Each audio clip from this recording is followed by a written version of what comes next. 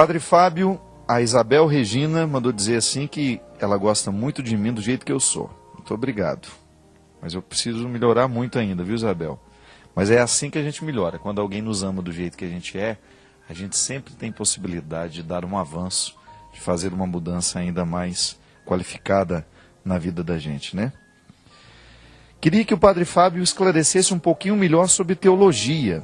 O que é necessário espiritualmente para uma pessoa cursar a teologia sem perder a fé?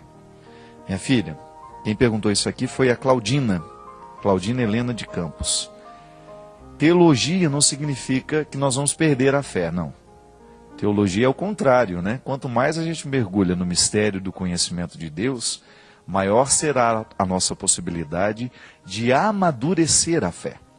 Uma coisa é a gente amadurecer a fé, outra coisa é a gente perder. Quando a gente começa a estudar teologia, começa a fazer um pouco de exegese bíblica, muitas visões que nós tínhamos que eram ingênuas vão sendo superadas e vão sendo modificadas. Então a gente avança na compreensão de Deus. Então, de alguma maneira, a gente perde aquela fé infantil que a gente tinha, mas a gente substitui por uma outra madura, não é isso? Quando eu fiz o meu curso de teologia, num determinado momento eu tinha até medo de estar realmente perdendo a fé. Mas a própria experiência vai nos mostrando que não. Quanto mais eu mergulho no mistério de Deus, maior é a minha possibilidade de superar a minha fé ingênua para alcançar uma fé madura. E esse processo é muito importante na vida humana. Ainda que a gente não venha a ser um estudante de teologia, todo dia é dia de viver o desafio de amadurecer na fé. Isso acontece, minha gente, na nossa vida o tempo todo. Nós precisamos amadurecer. E amadurecer significa perder a ingenuidade, mas manter a pureza. Quando a gente perde a ingenuidade, quando a gente fica mais astuto, não significa que a gente precisa perder a pureza do coração. O nosso coração pode continuar sendo puro, isso é, sendo um lugar onde as coisas boas são gestadas, mas ao mesmo tempo a gente vai ficando mais maduro, mais astuto, a gente começa a encarar a vida com um pouco mais de crueza, não é assim? Como faz falta na nossa vida, muitas vezes, a maturidade. Porque é a maturidade que nos dá o equilíbrio. Como é difícil conviver com uma pessoa imatura. Por quê? A pessoa imatura, ela quer que a vida, que o mundo seja do jeito que ela sonhou. Já a pessoa madura consegue fazer o mundo que ela sonhou acontecer a partir do mundo precário que ela tem. É aí que está a diferença. A pessoa imatura chora, fica fazendo birra porque quer que o mundo seja diferente. A pessoa madura descobre que o mundo não é como ela queria, e então começa a trabalhar para torná-lo melhor, para aproximá-lo um pouco mais do mundo que ela sempre sonhou.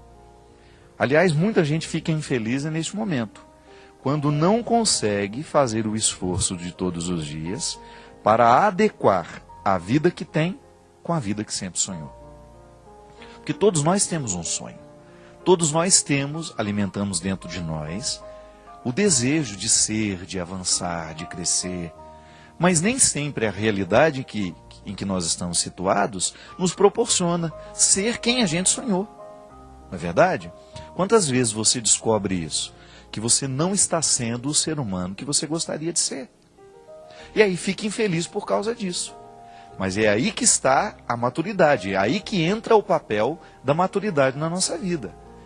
O maduro é aquele que vai descobrir que não está sendo quem poderia ser, mas vai começar a estabelecer uma luta diariamente, buscar um instrumental para poder alcançar um pouco mais daquele ser humano que você sonhou ser.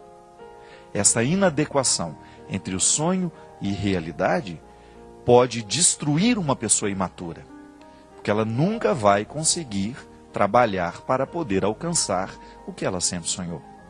Aí vai ficar chorando, vai ficar lamentando, vai ficar vítima, ao contrário daquela pessoa que tem essa maturidade no coração de reconhecer, meu Deus, eu não estou sendo o ser humano que eu poderia ser. Poderia oferecer muito mais. E aí começa a trabalhar no dia a dia para viabilizar esse ser humano que ela sabe que pode ser. E é muito interessante quando a gente encontra pessoas pela vida que tiveram sempre muita dificuldade para alcançarem os resultados. São pessoas que tiveram que lutar muito. E aí amadurece, que a luta amadurece o ser humano. Muitos filhos ficam infantis e imaturos, por quê? Porque os pais não permitem que eles lutem.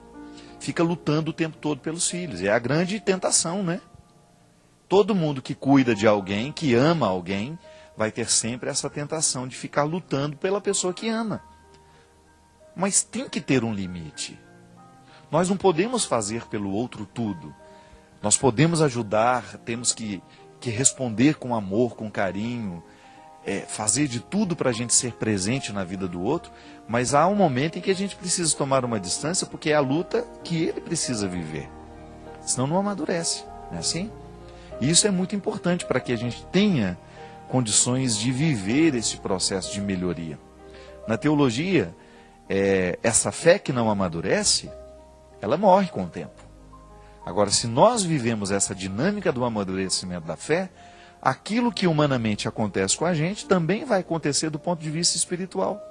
Quando você percebe que você viveu um itinerário, você se deslocou de um estado de infantilidade e que você alcançou um lugar privilegiado nesta fé, que se torne mais sólida, em que você começa a enxergar para Deus com um pouco mais de liberdade, um pouco mais de maturidade. Eu sempre digo que quando a gente amadurece na fé, Deus tem chance de ser quem Ele verdadeiramente é. Quando a gente fica imaturo demais na fé, nós ficamos fazendo Deus ser a nossa imagem e semelhança, né? É igual eu já falei muitas vezes aqui, às vezes nós rezamos com muita imaturidade.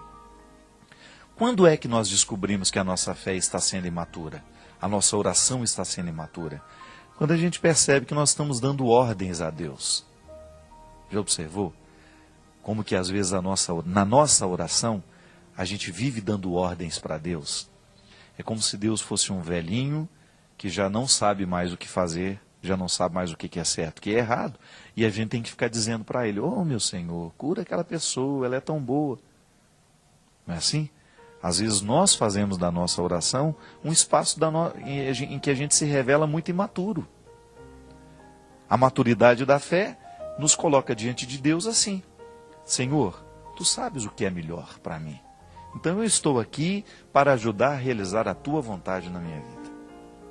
E o milagre acontece nessa parceria bonita.